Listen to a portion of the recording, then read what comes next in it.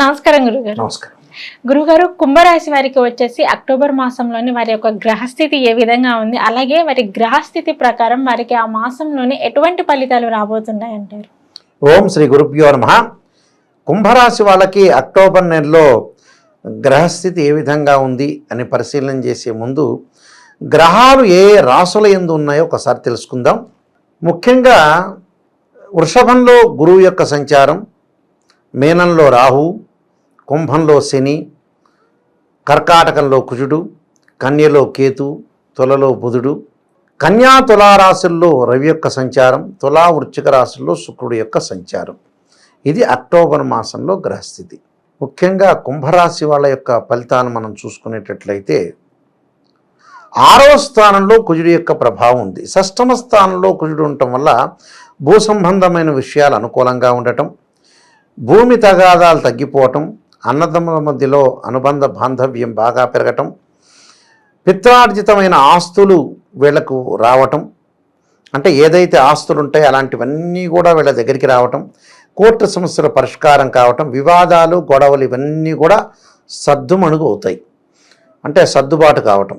ఈ సర్దుబాటు కావటమే కాకుండా రకరకాల ఉద్యోగస్తులందరికీ కూడా ఆరోగ్యపరంగా కుదుట పడటం జరుగుతుంది. అంటే ఆరోగ్యం అనేది మెరుగవుతుంటుంది. కొన్ని శాఖల యందు ప్రమోషన్లు వస్తుంటాయి. కొన్ని శాఖల యందు ప్రమోషన్లు అని అంటే ముఖ్యంగా జ్యుడిషియల్ కానీ, పోలీస్ డిపార్ట్మెంట్ కానీ, నేవీ కానీ, మిలిటరీ అంటే రక్షణ శాఖలో వాళ్ళకి సంతృప్తికరమైన జీవితం కానీ, ఉద్యోగంలో ప్రమోషన్లు, స్థానచలనాలు జరిగే అవకాశం ఉండటం, రియల్ ఎస్టేట్ వాళ్ళకు కానీ, కన్స్ట్రక్షన్ బిజినెస్ చేస్తున్న వాళ్ళకు కానీ, వ్యవసాయం చేసే రైతులకు కానీ లాభాల బాటలో ఉండే అవకాశం ఉంటుంది. అంటే వీళ్ళందరికీ కూడా రుణాలు లభించటము, అలానే లాభాలు కలగటము, అన్ని కెమికల్ ల్యాబొరేటరీస్ కానీ డయాగ్నోసిస్ వాళ్ళకు కూడా అధికమైన లాభాలు, అలానే కుజుడి యొక్క ప్రభావం వల్ల ప్రయాణాల్లో మంచి వ్యక్తుల యొక్క పరిచయాలు, అలానే ప్రయాణాలు చేయటం, వాహనాలు కొనుగోలు చేసే అవకాశాలు ఎక్కువగా ఉంటాయి. కోర్టు సమస్యలు కూడా వీళ్ళకి పరిష్కారం జరిగి గ్రామీణ కోర్టుల్లో కూడా విజయం సాధించటం, సిటీ సివిల్ కోర్టులో కూడా విజయం సాధించటం, అలానే భూమి గృహములు కొనటం, అంటే వృత్తిరీత్యా కూడా వీళ్ళ దగ్గర డబ్బులు ఖర్చు అయిపోయి, అంటే డబ్బులు కన్వర్ట్ అయిపోయి ఆస్తులు కొనుగోలు చేసే అవకాశాలు ఎక్కువ ఉంటాయి. అంటే ఆదాయం బాగా పెరుగుతుంది, కానీ ఆదాయం పెరుగుతుంది, డబ్బు అనేది కనపడదు వీళ్ళకి. డబ్బు కనపడకుండా ఏమవుతుందంటే అది ఎసెట్స్ రూపంలో మారుతూ ఉంటుంది. ఆ ఎసెట్స్ రూపంలో మారటం వల్ల వాళ్ళకి డబ్బు తగ్గిపోతుందని ఆలోచన కలుగుతుంది, కానీ డబ్బు తగ్గిపోవటం కాదు, ఆస్తులు కొనుగోలం. అంటే చెర డబ్బు అంటారు. అంటే చరాస్తులు పోయి స్థిరాస్తులు వస్తున్నాయి అని అర్థం. అంటే ఆ స్థిరాస్తులు అనేవి ఎప్పటికైనా లాభం కలుగుతుందని అర్థం కుంభరాశి వాళ్ళకి. దాంతోపాటు వీళ్ళకి శుక్రగ్రహ ప్రభావం ఒకటి ఉంది. శుక్రుడు వచ్చేటప్పటికల్లా నవమ దశమ స్థానాల్లో ఉంటాడు. అంటే 1, 2, 4, 5, 8, 9, 11 స్థానాలు శుక్రుడు మంచివాడు. వివాహాది శుభ కార్యక్రమాల్లో, లగ్జరీ వాహనాల్లో తిరగటం, వాహనాలు కొనుగోలు చేసే అవకాశాలు ఎక్కువగా ఉండటం, ప్రతి పనిలో కూడా విజయం సాధించటం, విజయ అవకాశాలు ఎక్కువగా మెండుగా ఉంటాయి వీళ్ళకి. వివాహాది శుభ కార్యక్రమాల్లో పాల్గొనటం ఒకటి, కోప ఉద్రిక్తులు బాగా పెరగటం ఒకటి, బంగారు ఆభరణాలు వస్తువు కొనుగోలు చేయటం, ధనప్రాప్తి, వస్త్రలాభం, ఎంతటి పనైనా కూడా ధైర్య సాహసాలతో విజయాన్ని పొందడం జరుగుతుంది. అన్నదమ్ముల మధ్యలో కూడా అనుకూలత బాగా పెరిగి దూర ప్రాంత ప్రయాణాలు అనుకూలంగా లాభిస్తాయి. నూతన వస్తువులు కూడా కొనుగోలు చేయటం, గొప్పవారి వల్ల సహాయం, లాభాలు కలుగుతుంటాయి. కానీ ఇక రవి వల్ల కొంత అనుకూలంగా ఉండదు వీళ్ళకి. రవి వల్ల ఎలా ఉంటుందనంటే, ఏదైతే రవి 9వ స్థానంలో 10వ స్థానంలో ఉంటాడు, గర్భ సంబంధమైన వ్యాధులు, అపరిచితుల ద్వారా నమ్మి మోసపోవటం, మిత్రులు బంధువుల రీత్యా కొంత భంగపాటు, ధన విషయంలో ఏదో రీతిగా అనవసరంగా తగినట్లుగా చేతికి అందకపోవటం.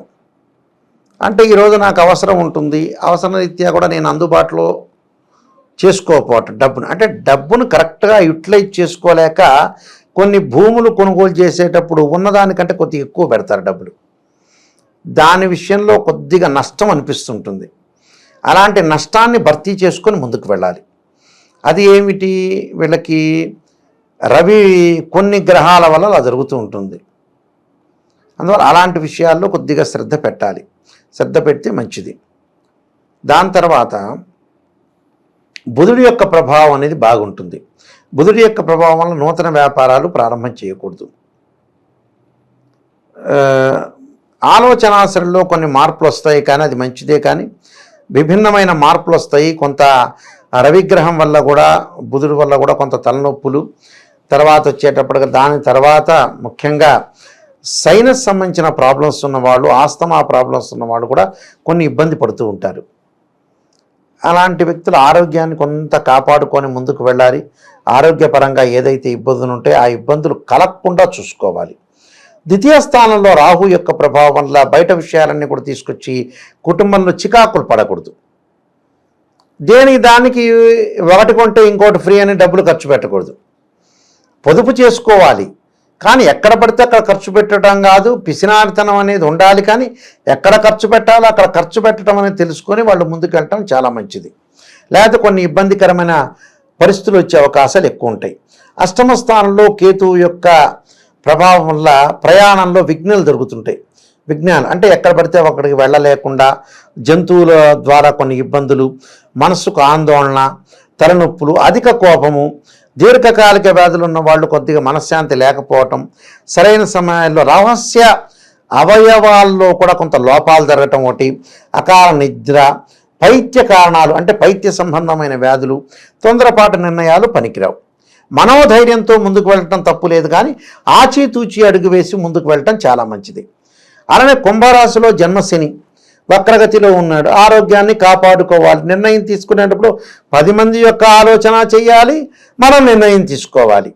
తప్పు చెప్పేవాడు ఉంటాడు, రైట్ చెప్పేవాడు ఉంటాడు, రకరకాల పిచ్చి వేషాలు వేసేవాళ్ళు కూడా జనాలు ఉంటారు. అలాంటివి కాకుండా చాలా జాగ్రత్తగా ఆలోచన చేసి ముందుకు వెళ్ళాలి. దాని ద్వారా కొన్ని మనం పరిహారాలు చేసుకొని ముందుకెళ్తే జీవితంలో లైఫ్లో సక్సెస్ అవుతాం. ఓకే గురుగారు, మరి కుంభరాశి వారు వచ్చేసి ఎటువంటి పరిహారం చేసుకుంటే మంచిది అంటారు? కార్తవీర్యార్జునుడి యొక్క మంత్రాన్ని చదవటం ఒకటి, దాంతోపాటు ఓం నమః శివాయ పంచాక్షరి చేసుకోవాలి. రాహు యొక్క ఆరాధన చేయాలి. రాహుకు అధిష్టాన దేవతని దుర్గా అమ్మవారిని భక్తి శ్రద్ధలతో కొలవాలి. గణపతిని గకార స్తోత్రంతో ఓం గం గణపతియే నమః అనే మంత్రాన్ని, అలానే తత్పురుషాయ వక్రతుండాయ ధీమహి తన్నోదంతి ప్రచోదయాత్ అనే మంత్రాన్ని, వక్రతుండ మహాకాయ కోటి సూర్య సమప్రభ నిర్విఘ్నం కురుమే దేవ సర్వకార్యేషు సర్వదా అనే మంత్రాన్ని చక్కగా చదువుకోవటం. అక్టోబర్ మాసంలో వచ్చే సంకష్టహర చతుర్థి వ్రతాన్ని చేసుకోవటం. ఉదయం అంతా ఉపవాసం ఉండి సాయంకాలంలో ప్రధాశకాల సమయంలో, చుక్కలు వచ్చే సమయంలో మనకి ఏదైతే సంకష్టహర చతుర్థి వ్రతాన్ని చేసుకోవటము. అలానే చక్కగా ఇవన్నీ కూడా గణపతి యొక్క నైవేద్యం చేయటము, గణపతి యొక్క ఆరాధన చేయటం, ఇలాంటివన్నీ కూడా అంటే ముఖ్యంగా కార్తవీర్యార్జునుడి యొక్క గాయత్రి మంత్రాన్ని చదువుకోవటం చాలా మంచిది. ఇవన్నీ కూడా పరిహారాలు పాటిస్తే తప్పకుండా వీలైతే గణపతి యొక్క క్షేత్రాలు కానీ శైవ క్షేత్రాలు కానీ దర్శనం చేయటం వల్ల వీళ్ళకి మంచి రిజల్ట్స్ వచ్చే అవకాశం ఖచ్చితంగా ఉంటుంది. ఎందుకంటే గురువు వల్ల కూడా కొన్ని బాధలు కలుగుతుంటాయి. గురువు కూడా పెద్దగా అనుకూలంగా లేడు. దానికి దత్తాత్రేయ స్వామి యొక్క పాలనం కానీ, గానగాపూర్ లాంటి క్షేత్ర దర్శనం కానీ చేయటం అనేది కరెక్ట్గా జాతకాన్ని చూపించుకొని ఫలితాన్ని నిర్ణయం చేసుకోవడం చాలా మంచిది. ఓకే గురువు గారు, కుంభరాశి వారికి వచ్చేసి అక్టోబర్ మాసంలోనే ఎటువంటి ఫలితాలు రాబోతున్నాయో తెలియజేశారు. ధన్యవాదాలు. నమస్కారం.